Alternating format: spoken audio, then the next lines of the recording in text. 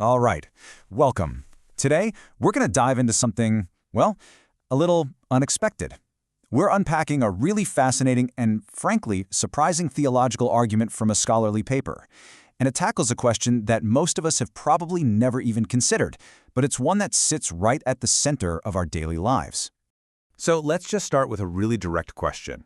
Is your dinner a moral issue? I mean, really think about that. This is the central challenge posed by the material we're digging into today, and it forces us to look at something we do every day through a completely different lens. So the source for our explainer today is a paper by an author named Carl Fakely, and he makes a pretty provocative claim, arguing that for Catholics, the daily choice of what to eat has these profound moral implications that, are often totally overlooked. Now, here's where it gets really interesting, because you got to pay attention to the nuance. The author's thesis isn't that eating meat is a sin, full stop. No. Instead, he argues that in our modern world, it has become morally irresponsible.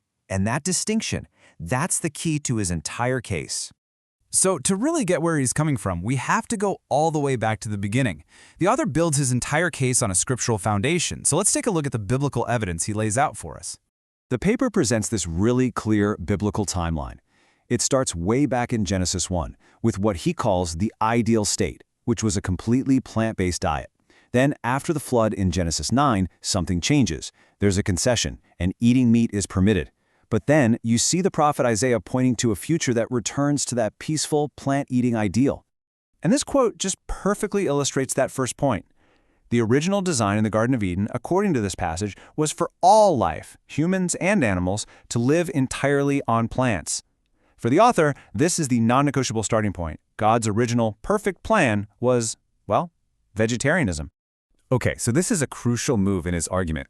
How do we understand that permission to eat meat? Well, the author, and he's citing the church father Jerome here, argues it wasn't a new ideal at all. It was a concession, basically a lowering of the standard because of the hardness of human hearts.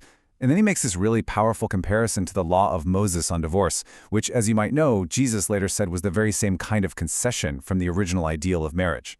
So let's follow this idea as it builds from Scripture right into official church doctrine. This is where the argument gets super specific because he hones in on the Catechism of the Catholic Church, which is the official summary of all the Church's teachings. The paper points out that while, yes, humans are given dominion over creation, the Catechism is really clear that this power isn't absolute. It's not a blank check. It comes with a super serious responsibility, what it calls a religious respect for creation itself. So right away, a boundary is established.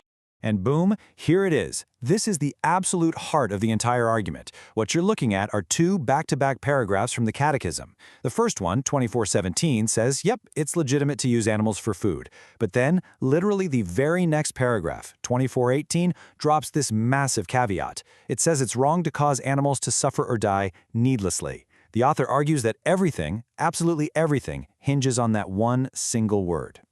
Which, of course, leads us right to the big question. What does it actually mean to cause an animal to die needlessly? I mean, if we can survive, if we can be healthy without eating meat, does that automatically make killing an animal for food needless?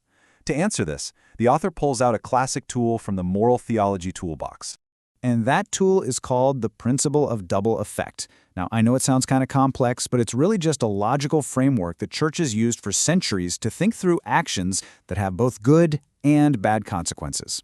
So, to put it simply, the principle helps us figure out if an action is morally okay when you intend a good result, but you know a bad result is also going to happen. A classic example is a doctor performing a life-saving surgery on a pregnant woman that will tragically but unintentionally cause the death of the fetus. The intended good is saving the mother's life. The unintended but foreseeable evil is the loss of the fetus. This principle gives you a way to analyze if that action is morally justified. Okay, so let's walk through how the author applies this to eating. Step 1, the intended good is, obviously, nourishment. Step 2, the unavoidable evil is the destruction of some kind of life to get that nourishment. But here's the key, Step 3. You have options. You can destroy plant life, or you can destroy animal life. And the principle says you are morally obligated to choose the action that achieves the good with the least amount of accompanying evil. And this is the logical conclusion he lands on. Since we can get the very same intended good, nourishment, from plants, choosing the path that involves killing a sentient animal is, in his words, more than necessary violence. And because of that, it fails the test of the principle of double effect. So now, let's bring all these threads together, the scripture, the doctrine, the philosophy, and see the modern dilemma that the author is laying out for us. So, let's just recap the case we've just unpacked. Point 1. The original scriptural ideal was plant-based. Point 2. The Church's own doctrine forbids the needless death of animals. Point 3. Modern science pretty much confirms we can live healthy, thriving lives without meat. So, the author's conclusion is that when you put these three facts together, the killing of animals for food today is, by the Church's own definition, needless. And this all leads to the author's most provocative, most challenging line in the whole paper. He basically says that for Catholics who really pride themselves on being consistent, on following church teaching on all moral issues, well, this issue should be no different. To be truly faithful to the whole picture, he argues, their plate just shouldn't contain meat. And really, that's what this entire explainer boils down to, isn't it? It leaves us with this final lingering question that goes way beyond theology and touches on our simple daily choices. If an action is truly unnecessary, does that, in fact, make it irresponsible?